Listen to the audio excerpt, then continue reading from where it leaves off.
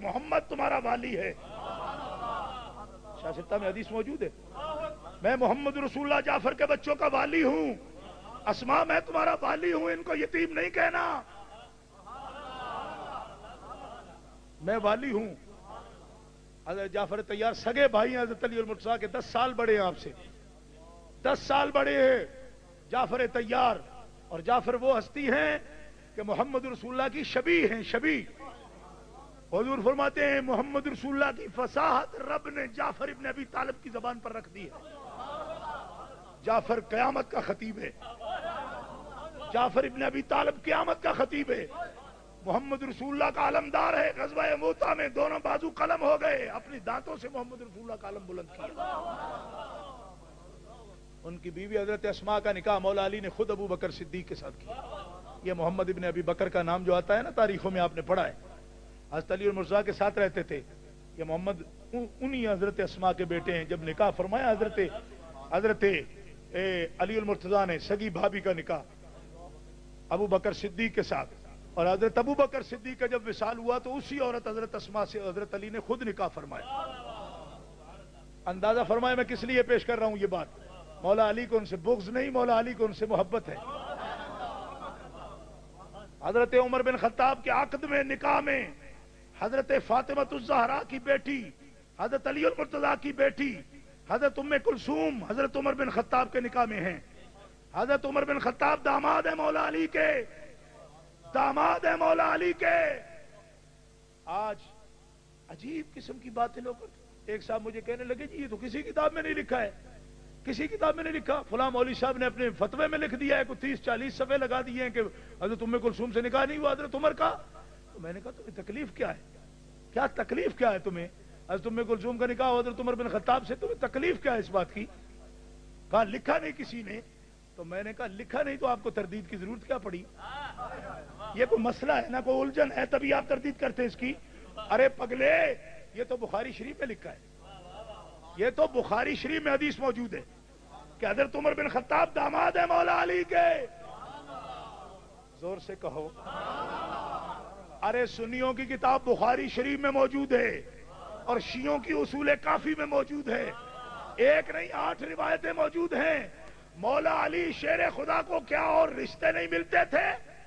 ارے ملتے تھے, لیکن عمر بن خطاب کے نکاح میں اپنی بیٹی دے کر مولا نے یہ ثابت کیا کہ کل ان کو بکتے نہ رہنا, میں بھی وزیر ہوں مصطفیٰ کا, عمر اور ابو بکر بھی وزیر ہیں مصطفیٰ کا.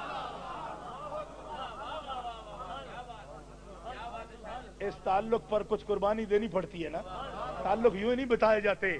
آج آپ انکار کریں گے. میں نے کہا سورج چاند جب روشن ہو جائے, چاند نکل آئے, سورج نکل آئے, یہاں تو جلدی چھپ جاتا ہے, پاکستان میں جلدی چھپتا بھی نہیں. جب نکل آئے تو پھر مٹی ڈالنے سے کوئی فائدہ نہیں ہوتا جی, مٹی اس تک نہیں پہنچتی, نہ اس کی چمک کو آپ روک سکتے ہیں. حضرت مولا علی کا نقش قدم ہمارے لیے کیا ہے؟ فرمایا میرے مصطفیٰ کے صحابہ کو برا نہیں کہنا, میرے مصطفیٰ کے صحابہ کو برا نہیں کہنا. عمر کو برا کہتے ہو شرم کرو, عمر کے گھر میں علی کی بیٹی ہے, اس گھر کی طرف اگر منہ کرو ان کو برا کہنے کے لیے تو میری بیٹی کا گھر ہے, شرم کرنا. ایرانیوں مولا علی مدینۃ العلم کا باب ہے, وہ جانتا تھا کل تم جیسے بھی پیدا ہوں گے, تبھی اتنی گوڑی رشتہ داری کی. شرم کرو. عثمان کو بکتے ہو, اس کے گھر میں نبی کی 2 بیٹیاں ہیں. عمر کو بکتے ہو, اس کے گھر میں میری اور فاطمہ کی بیٹی ہے.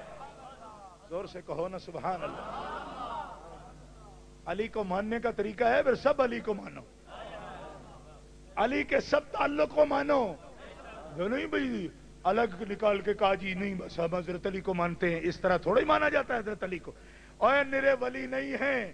5 ٹن کا تو مخالف ہے. 5 ٹن کیا ہوتے ہیں؟ میں نے کہا دا علی و فاطمہ و حسن و حسینہ. مباہلہ میں حضرت سعد ابن ابی وقاص, 10 مبشرین میں کون سعد ابن ابی وقاص جسے مصطفیٰ فرماتے ہیں سعد تجھ پہ میں محمد کے ماں باپ قربان. غزوہ احد میں حدیث اٹھا کے دیکھو, سعد تجھ پہ میرے ماں باپ قربان, اور تیر مارو اور تیر مارو تجھ پہ میرے ماں باپ قربان. ساری دنیا حضور کو کہتی ہے آپ پر ہمارے ماں باپ قربان. سعد ابن ابی وقاص وہ ہے جس کے لیے رسول فرماتے تجھ پہ میرے ماں باپ قربان. عاشرہ مبشرین میں سعد ابن ابی وقاص. بخاری اٹھا کے دیکھو عبداللہ ابن عمر سے حضرت عمر نے فرمایا کہ تو مجھ سے تصدیق کرانے آیا مسال الخفین میں. کس نے روایت کی؟ کہا سعد نے. فرمایا تجھے شرم نہیں آتی؟ کل کا بچہ ہے تو. سعد حدیث بیان کرے تو تصدیق کی ضرورت ہے. مسال الخفین کی حدیث پر عبداللہ ابن عمر تصدیق کے لیے آئے حضرت عمر سے. کیا 3 دن رات ہی ہے مسافر کے لیے اور مقیم کے لیے 1 دن رات؟ فرمایا یہ بیان کس نے کیا؟ کہا سعد ابن ابی وقاص نے. فرمایا عبداللہ تمہیں شرم آنی چاہیے. جانتے ہو سعد کون ہے؟ جس کی رسول تصدیق کرے تو اس کی تصدیق کرتا پھرتا ہے. تجھے ضرورت کیا پڑی؟ تجھے پتہ نہیں سعد ابن ابی وقاص وہ ہے جو دنیا میں جنتی ہے. ارے جنتی کی زبان سے سن. وہ کہتا ہے 5 تن پاک کو مصطفیٰ نے بلایا. ایک خود ہے اور علی اور فاطمہ اور حسن حسین کو بلایا. زور سے کہو سبحان اللہ. اور پھر جب یہ آیت کریمہ اتری انما یرید اللہ لیذھب عنکم الرجس اہل البیت ویطہرکم تطہیرا، تو فرماتی حضرت ام سلمہ یہ آیت میرے گھر میں اتری. میرے گھر میں اتری.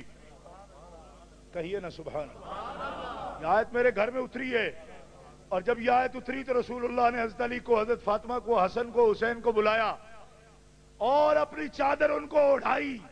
میں دیکھ رہی تھی کہ 3 حضرت فاطمہ اور حضرت حسن و حسین حضور کے سامنے تھے، آپ نے چادر دی، اور حضرت علی المرتضیٰ نبی علیہ السلام کی پشت کے پیچھے تھے. ہاتھ دایاں بڑھا کے حضور نے چادر مبارک اس طرف نہیں گئی تھی ابھی، کیونکہ وہ قائم علی ظہرہ، وہ پیچھے کھڑے تھے من وراء ظہرہ، وہ پیچھے کھڑے تھے. چادر ہاتھ سے کھینچ کر حضرت علی کے سر پہ دی الگ. اس طرح اللہم ہؤلاء اہلی، یا اللہ جن گھروں میں یہ آیت اتری صرف وہی میرے اہل بیت نہیں، یہ بھی میرے اہل بیت ہیں. اب زور سے کس نے کہنا ہے سبحان اللہ؟ آپ نے. میں تو اپنی ڈیوٹی دے رہا ہوں نا. آپ اس طرح بیٹھے ہیں جس طرح. یہ میرے اہل بیت ہے. کتنے؟ 5 ہوئے نا؟ اور بولو تو صحیح، بولو. یہ شیعوں کی حدیثیں نہیں ہیں، یہ سنیوں کی ہیں. سیاہ ستہ ہے ہماری. اور سیدہ ام سلمہ ام المومنین ہے، مومنوں کی ماں ہے، حضور کی پھوپھی ذات بہن تھی، پھر زوجہ بھی ہوئی. ام المومنین ہے ام سلمہ. ایک وہ روایت کرتی ہے کہ سعد ابن ابی وقاص جنتی ہے، وہ بیان کرتے 5 تن پاک. زور سے کہو سبحان اللہ. اب کیوں نظر نہیں آتا تمہیں ان حدیثوں کو؟ جو حدیثیں بڑے بڑے اجلہ صحابہ نے روایت کی نظر نہیں آتی. کیوں؟ کہ شرک ہے، یہ تو شیعت ہے. میں نے کہا شیعت اور ہے، فضائل ماننا شیعت نہیں. صحابہ کو تبرہ بولنا شیعت ہے، صحابہ کو بکنا شیعت ہے، حضرت امہات المومنین کو بکنا شیعت ہے، صحابہ کو بکنا شیعت ہے. حضرت مولا علی کے مرتبے کا انکار کرنا یہ خروج ہے. اور یہ وہابیہ کو نصیب ہے، اس کی جتنی بھی شاخیں ہیں نہ وہ رسول کو مانتے ہیں نہ آل رسول کو مانتے ہیں. اور سنیوں کے امام تو یہ کہتے ہیں کہ ہماری نماز ہی اس وقت تک مکمل نہیں ہوتی جب تک آل محمد پہ درود نہ پڑھ لیا جائے. پیار سے کہہ دو نا سبحان اللہ. مفتی محمد شفیع دیوبندی کا بیٹا، تقریر ہو رہی تھی، ہمارے پاس رکا بھیجا. کہا آپ سے یہ توقع نہیں، آپ تو سمجھتے ہیں کہ درود جو ہے وہ شروع ہوتا ہے تشہد کے بعد، تو نماز تو ہو جاتی ہے کیونکہ سنت ہے، درود سنت ہے، اللہم صلی علی محمد سے سنت ہے. تو آپ نے کیسے کہا نماز نہیں ہوتی؟